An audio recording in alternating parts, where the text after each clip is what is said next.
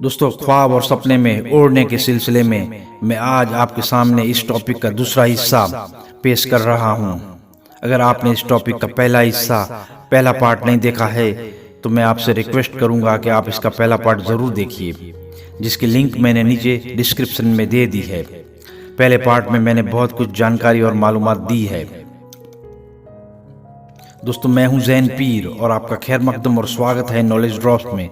अगर इस चैनल पे आप नए हैं तो प्लीज़ नीचे दिए गए लाल बटन को दबाकर चैनल को सब्सक्राइब ज़रूर करें। साथ में घंटी के बटन को दबाकर ऑल पर क्लिक करें ताकि मेरी नई नई वीडियोज़ की जानकारी और अपडेट आपको मिलता रहे। और अगर आपको वीडियो पसंद आए तो उसे लाइक ज़रूर करें।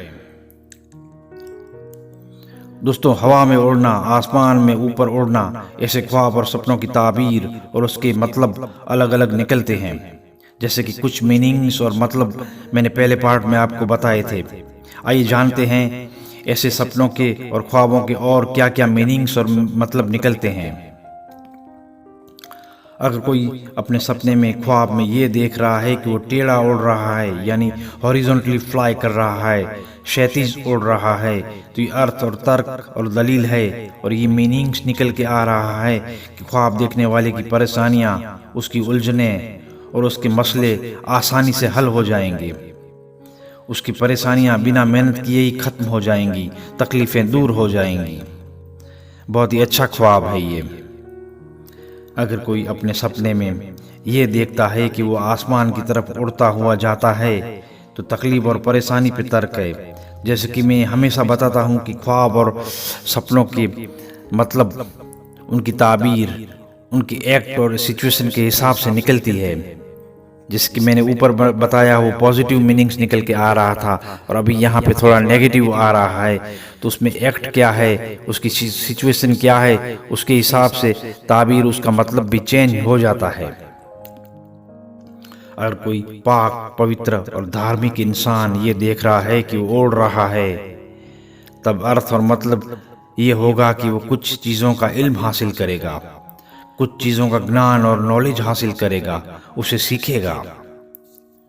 अगर कोई अपने ख्वाब और सपने में ये देख रहा है कि वो किसी एक ज़मीन से दूसरी जगह उड़ रहा है या दूसरी ज़मीन पे उड़ के उतरा है, तो ये मीनिंग्स, ये मतलब निकल के आ रहा है कि वो इंसान गौरव और वक़ार हासिल करेगा और उस इंसान को अपने कामों में बहुत संतुष्ट होगा, उसे इत्मीनान होगा।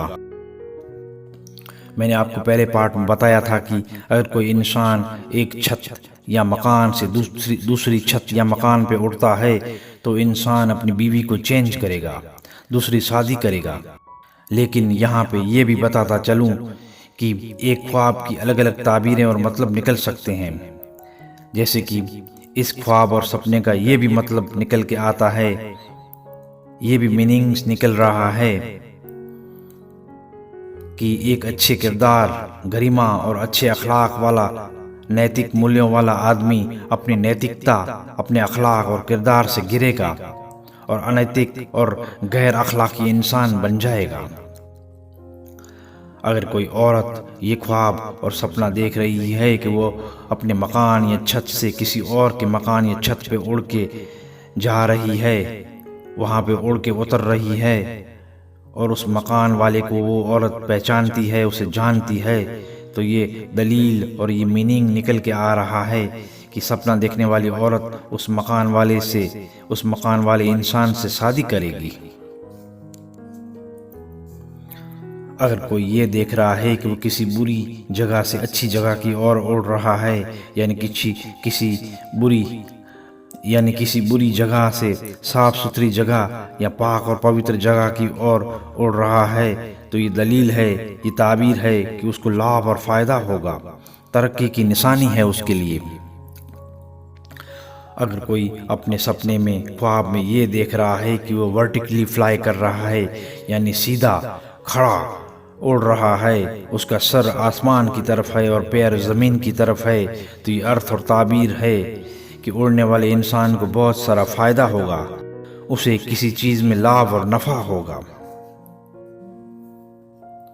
अगर कोई इंसान ये देख रहा है कि वो घोड़े पे सवार होकर आसमान में उड़ रहा है, तो ये अर्थ और मतलब होगा कि उसको मान सम्मान और इज्जत मिलेगी, वो गौरव और वक़ार हासिल करेगा। ये कामयाबी उसको दुनिया और आखिरत दोनों जगह के लिए मिलेगी। दोस्तों, इस टॉपिक के रिलेटेड अगर आपको कुछ पूछना है तो ज़रूर मैसेज करके पूछिए, मैं आपके सवालों के जवाब देने की पूरी कोशिश करूँगा। If you want to ask anything about your dream and their meanings, please feel free to message me in the comment box. I will surely answer all your questions. अगर आपके मन में भी कोई सवाल है, अगर आपको भी कुछ पूछना है, आपके ख्वाबों के बारे में, आपके सपनों के बारे में, उनका फल जानना है, उनकी ताबीर जाननी है, तो नीचे दिए गए कमेंट बॉक्स में मुझे ज़रूर मैसेज करें। मैं आपके सवालों के जवाब देने की पूरी कोशिश करूँगा।